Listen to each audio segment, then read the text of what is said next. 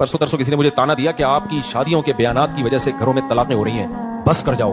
मैंने कहा उन तलाक याफ्ताओं की शादियां भी मेरे शादियों में बयानात की वजह से हो रही हैं। प्लस माइनस हो गया ना, मैंने कैसा बराबर हो गया।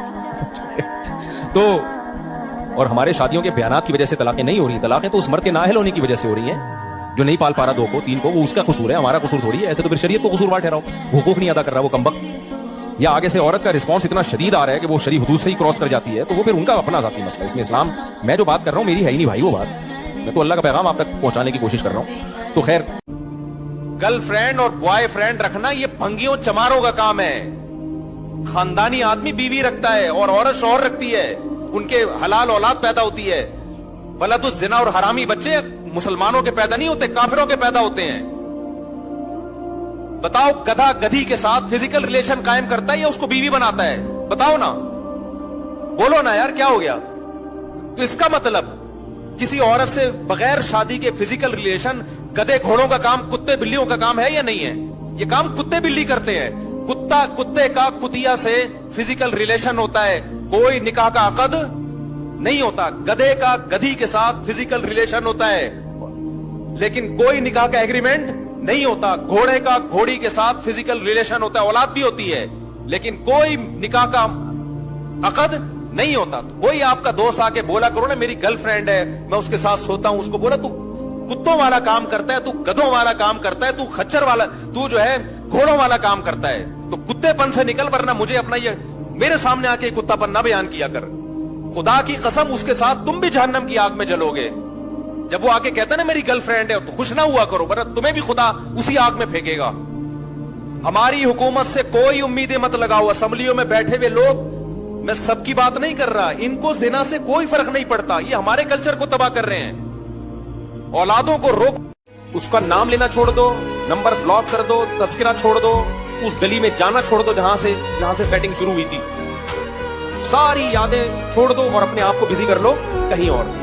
आहिस्ता आहिस्ता दिमाग क्या हो जाएगा, 1 साल लगेगा, 1.5 साल लगेगा, 2 साल लगेगा, और अगर उसकी मोहब्बत खत्म ना भी हुई ना, तो ये जो जज्बात है ये खत्म हो जाएंगे, थोड़ी सी रह जाएगी, वो नुकसान नहीं देती, वो गैर इख्तियारी है। समझते हो कि नहीं समझते हो? नबी पाक अलैहिस्सलाम ने फरमाया, अगर कभी किसी बंदे से कोई गुनाह हो गया, फिर उसने तौबा कर ली, अगर किसी ने उस बंदे को दोबारा वो गुनाह याद कराया, तो अल्लाह ताला इस बंदे को याद कराने वाले को सजा देगा, मरने से पहले पहले इसे भी उस गुनाह में मुब्तला कर देगा। कुछ भी हो जाए, कहीं भी चले जाए, वक्त के मुहद्दिस आज़म भी हो जाए, जन्नत फिर भी माँ के कदमों के नीचे ही है।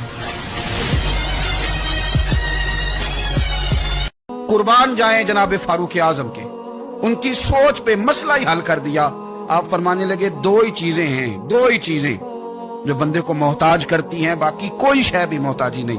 हुजूर कौन कौन सी?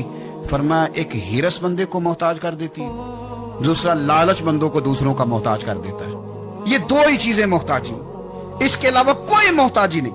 आपकी जेब में जितने मर्जी पैसे हों, आपका पेट नहीं भरता। आपके नाम जितने मर्जी प्लाट हों, आपका दिल नहीं भरता। आपको जितनी मर्जी आसानियां मिल जाए, आपकी तबीयत ठहरती नहीं। अगर आप लालची हैं, आप हरीस हैं, तो हज़रत उमर कहते हैं फिर आप मोहताज हैं, फिर आप हर बंदे के मोहताज, फिर आपकी नजरों में भूख है, फिर आपके जहन में भूख है, फिर आपकी तबीयत और मिजाज में लालच सरायत कर गया, फिर आप मोहताज हैं।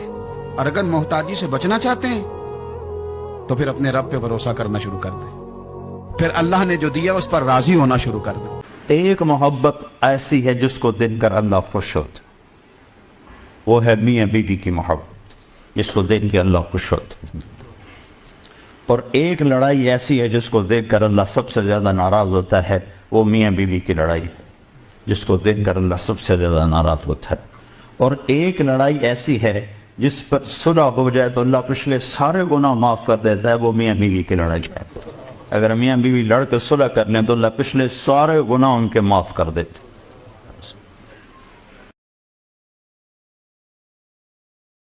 अपनी शादी के फैसले खुद न करो, अपने माँ बाप के हवाले करो।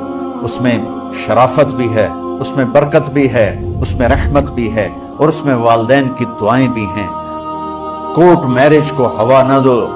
रात को सोने से पहले ये कह के सोया करो, या अल्लाह मैंने सबको माफ किया।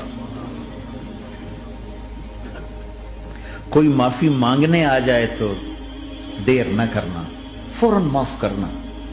और तुमसे खता हो जाए तो माफी मांगने में देर न करना।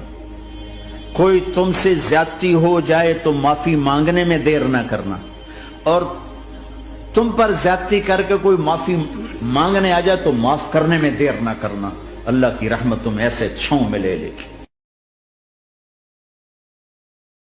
और तालीम इल्म हमारी मीरास है, मदरसा हमारी मीरास है। मैं कहा करता हूं मस्जिद से पहले मदरसा बना है। मेरे नबी पर लोगों ने पत्थर मारे हैं, अगर मुझे भी कोई मारेगा तो कबूल है। अपनों के निश्तर सह लेना, टकराना फकत बेगानों से। हम तो आए इसीलिए, लेकिन दावत से बाज नहीं आएंगे। अपने हर नजरिए का एहतराम करते हैं, हर नजरिया हमारे लिए काबिल एहतराम है, उस नजरिए को फॉलो करने वाले काबिल एहतराम हैं। लेकिन कोई हमें यह ना कहे कि तुम अपना नजरिया बयान मत करो। हर आदमी अपना नजरिया बयान करने में आजाद है। जबर के न कायल थे, न कायल हैं, न कायल होंगे। मैं रसूलुल्लाह का उम्मती हूं। तालीम हमारा विरसा है। इक़रा बिस्मि रब्बिकल्लज़ी खलक़ की वही है। इसके दिल में ईमान की ताकत है, वो अल्लाह के सिवा किसी के सामने नहीं झुकता। हम उनकी इज्जत करते हैं जिनके दिल ईमान की रोशनी से मुनव्वर है, और जिस शख्स के दिल में ईमान नहीं है उसे बाल बराबर भी अहमियत नहीं देते। अलैकुम वरहमतुल्लाहि वबरकातुह। माशाअल्लाह, वीडियो अच्छी लगे तो लाइक और सब्सक्राइब जरूर करें। अल्लाह हाफिज़।